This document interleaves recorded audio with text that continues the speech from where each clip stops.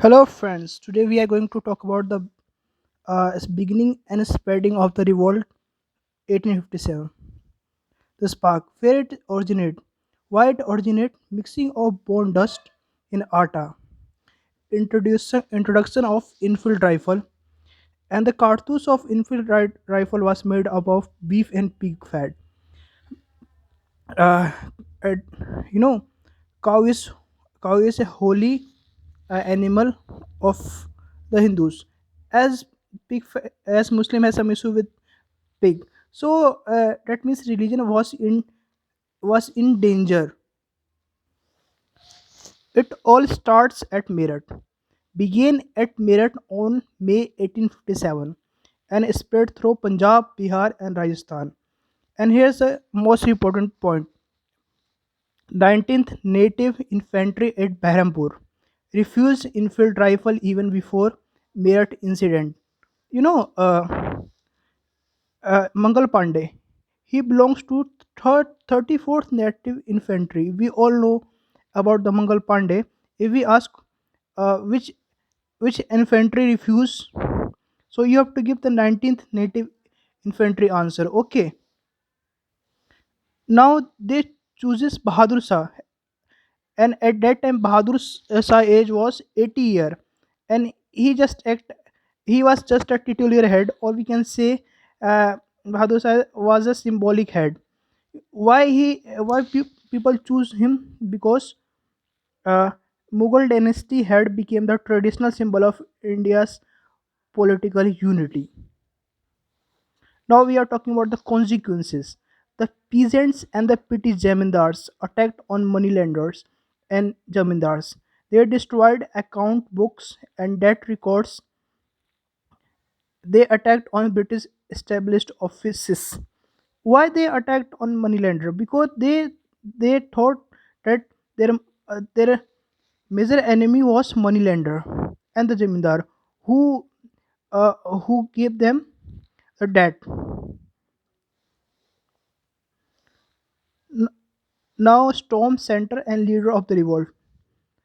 Delhi, Bahadur Shah was just a head, a titular head, and on behalf of him, General Bhakt Khan was fighting against Lieutenant Will, Willoughby Bay and John Nicholson, Lieutenant Hudson at Kanpur. Nana Sahib, who was Nana Sahib? Nana Sahib was the adopted son of last Peshwa Bajirao II, and he was fighting for the pension. He wanted to take pension from the British government, and he was fighting against Sir Hugh Villiers and Sir Colin Campbell.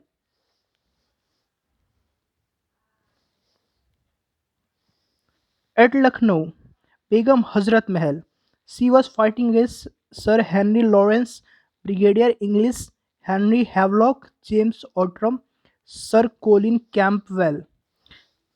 At Bareilly, Khan Bahadur was fighting uh, Bihar, particularly at Ara, Kumar Singh. Who was Kumar Singh? Kumar Singh was the Jamindar. Uh, a British deprived him of his state. At Faizabad, Maulvi Ahmadullah. At Jhansi, Rani Lakshmi Bai. Why he was fighting? Because Lord Dalhousie enacted doctrine of lapse, and she was joined by the Tatia Tope after the laws of Kanpur. And he was fighting against Hughes Rose. And he said, here lay the woman who was the only man among the rebels. And one of the most important points, Samal. Uh, he was at Bagpat, and he played a major role in 1857 revolt.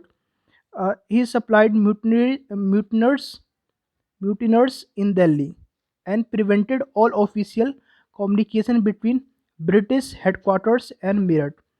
His bungalow turned into a hall of justice. So remember hall of justice. Now what happened to Bahadur Shah? He was exiled to Rangoon, where he died in 1862. Now we are talking about why the revolt failed. Poor arm and equipment, and No unified ideology. Modern nationalism was unknown. Most important point, because everyone is fighting for himself, just like Kaur Singh was fighting for his state, and Jhansi, Rani of Jhansi fighting for his state. So everyone is fighting for own need, or and Hindu Muslim cooperation at all levels. Here is the most important point: immediate banning of cow slaughter was ordered once the revolt was successful in a particular area. And it was never all India in character, but was localized, restricted, and poorly organized. Now we are talking about the author. Some thinkers wrote book on 1857. V.D. Savarkar wrote the Indian War of Independence. In his book, he said it was planned war of national independence. Dr. S.N. Sen, in his book 1857, he said began as a fight for religion, but ending as war of independence. Jawaharlal Nehru, in his discovery of India, he said a feudal uprising, though there were some nationalistic element in it. Most important point: post 1857 war. On August 2, 1858, British Parliament passed an act for better government of India, declared Queen Victoria as the sovereign of British India, and provided for appointment of Secretary of State for India. And he must Secretary of State for India must be a cabinet member. From here, the British company rule ended.